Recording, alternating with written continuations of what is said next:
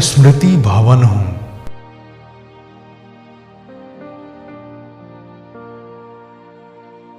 आइए आज मैं आपको अपनी कहानी सुनाता हूं। बात बहुत ज्यादा पुरानी नहीं है। सन 1934 व 36 के आसपास टुंडला में देश के एक महान समर्थ गुरु परम संत डॉक्टर चतुर्भुज सहाय जी की अध्यक्षता में प्रत्येक वर्ष एक आध्यात्मिक यज्ञ जो भंडारे के नाम से जाना जाता है उसका आयोजन होता रहा। साधकों की बढ़ती संख्या को देखते हुए परम पूज्य गुरु माता जिया मां के कर कमलों द्वारा दिनांक 30/8/1975 को मेरी नींव रखी गई और मेरा निर्माण कार्य परम पूज्य देवता की देखरेख में प्रारंभ हो गया। जब पूरा भवन बन गया, आश्रम के प्रांगण में बैठकर सजल नेत्रों से उन्होंने सत्संगी भाइयों से कहा, मेरा आशीर्वाद है, यहां कोई भी किसी भाव से आएगा उसको शांति प्राप्त होगी। गुरु महाराज जी का टुंडला भंडारा वर्ष दिनांक 5/9/1977 जन्माष्टमी के पावन पर्व पर मेरे परिसर में पहली बार आयोजित हुआ। परम पूज्य जिया मां आसन पर विराजमान थी। परम पूज्य परम भागवत नीचे उनके चरणों में बैठे थे। क्या संज्ञा दी जाए उस महान संत को? पिता कहूं, गुरु कहूं या ईश्वर कहूं? एक ऐसा व्यक्तित्व जो पूरी तरह समर्पित अपने गुरु महाराज के काम में, जो काम गुरु महाराज ने सौंपा था वो करते चले गए। मुझे एक नई पहचान दी गई। अब मैं स्मृति भवन टुंडला आश्रम के नाम से जाना जाता हूं। उन्हीं परम संत की कृपा से मैं धन्य हुआ। हर साल मेरे प्रांगण में हजारों सत्संगी तो आते ही रहे, साथ ही कई महापुरुषों का भी पदार्पण होता रहा, जिनमें जगत जननी जिया मां, उनके तीनों सुपुत्र नवनीत हृदय संत डॉक्टर ब्रिजेंद्र कुमार जी, युग पुरुष हेमेंद्र कुमार जी और प्रेम मूर्ति डॉक्टर नरेंद्र कुमार जी। इन दिव्य आत्माओं के प्रताप से मेरा यह स्थान ऐसी दैवीय ऊर्जा से भर गया कि मेरे द्वार जो भी आता वो अनायास ही परम शांति प्राप्त करता। मुझे याद है एक बार एक शंकराचार्य जी अपने कुछ शिष्यों के साथ टुंडला आए हुए थे। कहीं व्यवस्था न होने के कारण उन सभी ने मेरे प्रांगण में रात्रि विश्राम किया। सुबह जब वो सभी जाने लगे तब उन शंकराचार्य जी ने कहा, यहां इतनी शांति है मानो वृंदावन यहां आ गया। मैं उन महापुरुष की देन हूं जो ईश्वरीय गुणों से परिपूर्ण थे, जिन्होंने मेरा निर्माण किया और हर साल जो भी महापुरुष मेरे द्वार आते मैं उनकी चरण रज से पवित्र होता गया और मेरा अस्तित्व निखरता चला गया। धीरे धीरे मेरे पिता का शरीर क्षीण होता गया, फिर भी वो महान संत सत्संग की सेवा अनवरत करते रहे। याद है मुझे सन 1983 का जन्माष्टमी का भंडारा जो मेरे प्रांगण में हुआ था। भंडारे का आखिरी दिन था।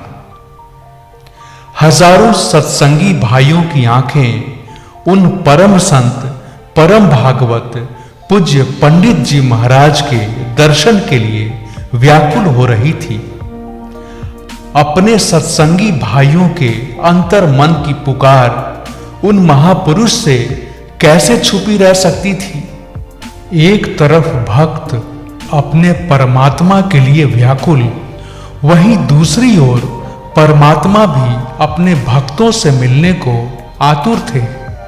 हुआ भी ऐसा ही।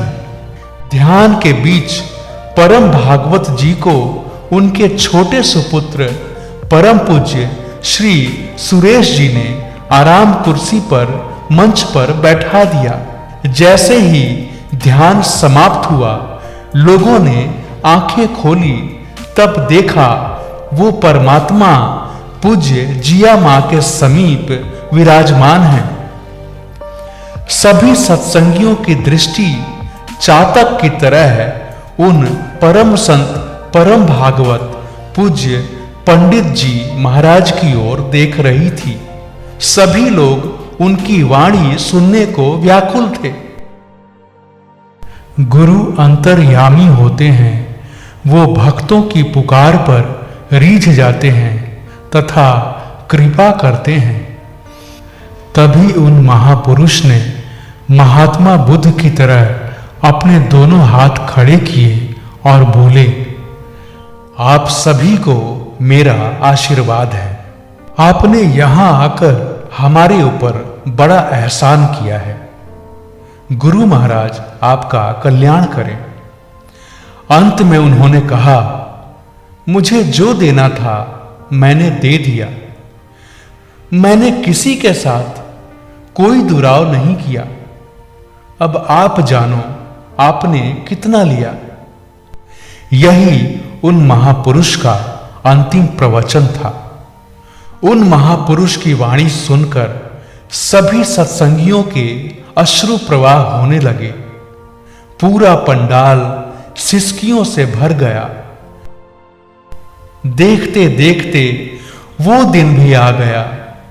13 दिसंबर 1983 की रात 3:30 पर दिव्य आत्मा अपने नश्वर शरीर को छोड़कर परम ज्योति में समाहित हो गई। मैंने देखा है उनका दिव्य स्वरूप। शरीर त्यागने के बाद भी उनके मुखमंडल पर एक दिव्य प्रकाश था। उनके अंतिम दर्शन के लिए हजारों लोगों की भीड़ जमा होती गई।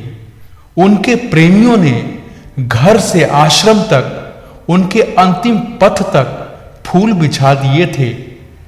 सभी ने अपने अश्रुओं से श्रद्धा सुमन अर्पित किए। उन महात्मा के पार्थिव शरीर को मेरे ही प्रांगण में लाया गया।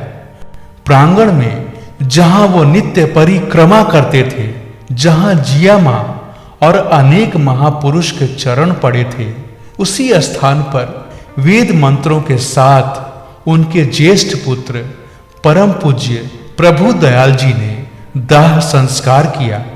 उन महापुरुष को हजारों हजार प्रेमी जन भक्तों ने आंसुओं से श्रद्धांजलि अर्पित की।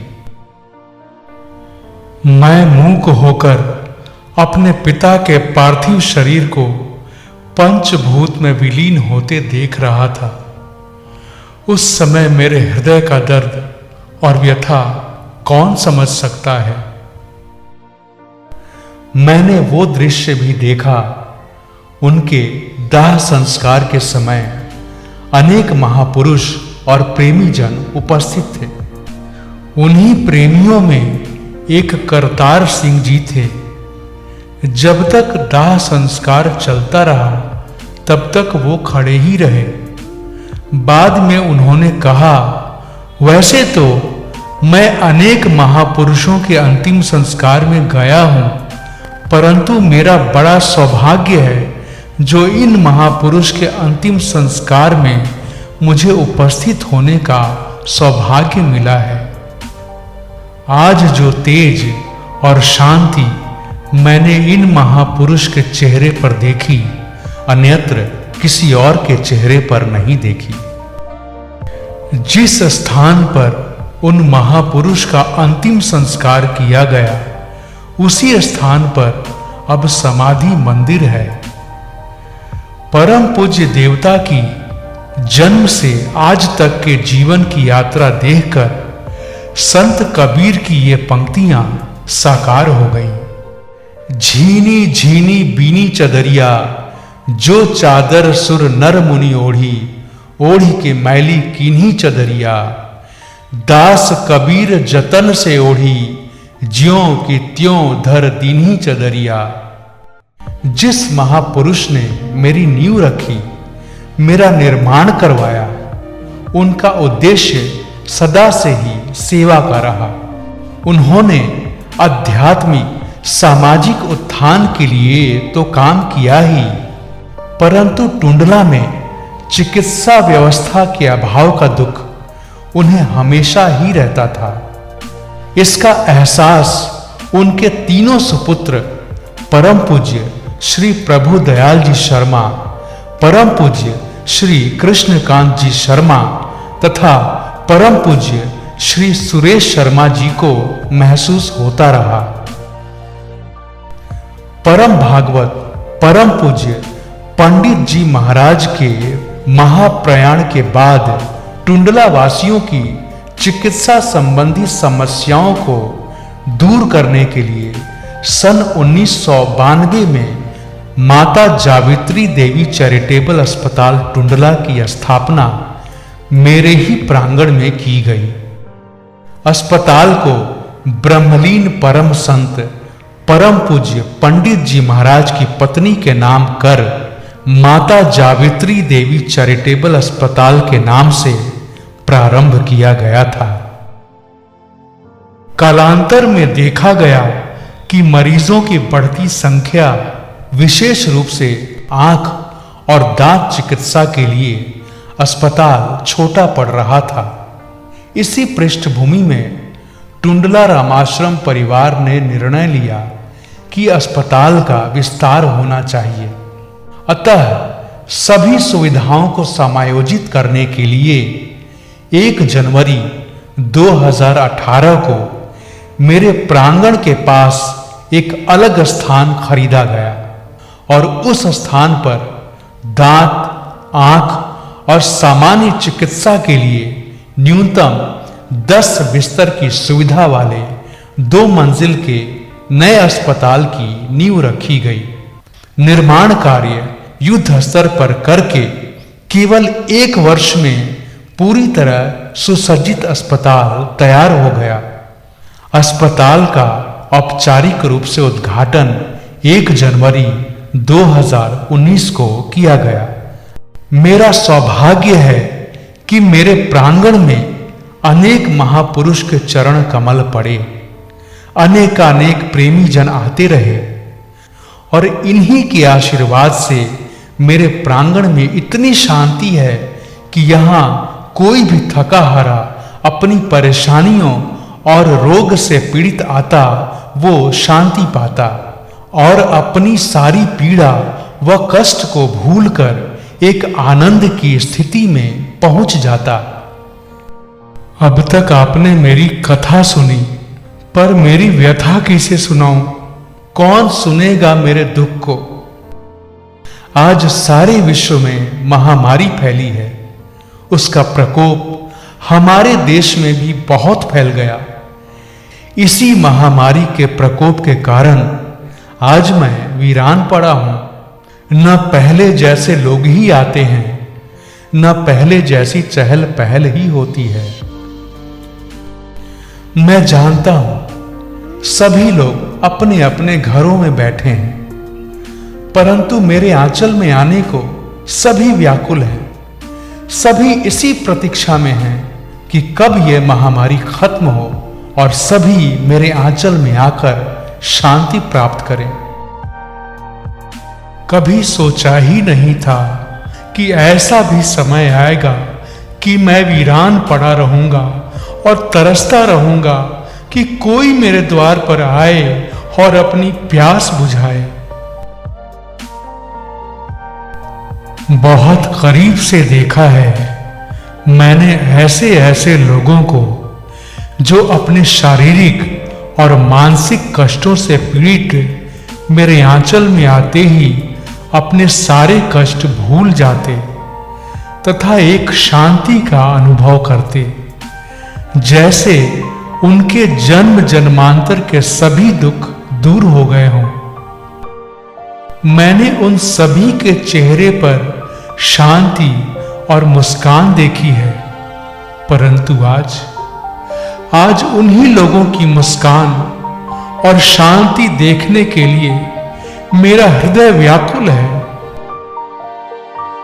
आओ हम सब मिलकर उन्हीं महापुरुष से प्रार्थना करें कि हे प्रभु, फिर से वही पहले जैसा समय आ जाए, फिर से मेरे द्वार लोगों का आना जाना शुरू हो जाए, फिर से मेरे आंचल में हजारों हजार प्रेमी जन भक्त एक साथ बैठकर उस परम पिता परमेश्वर को याद करें और फिर पहले की तरह भंडारा होने लगे।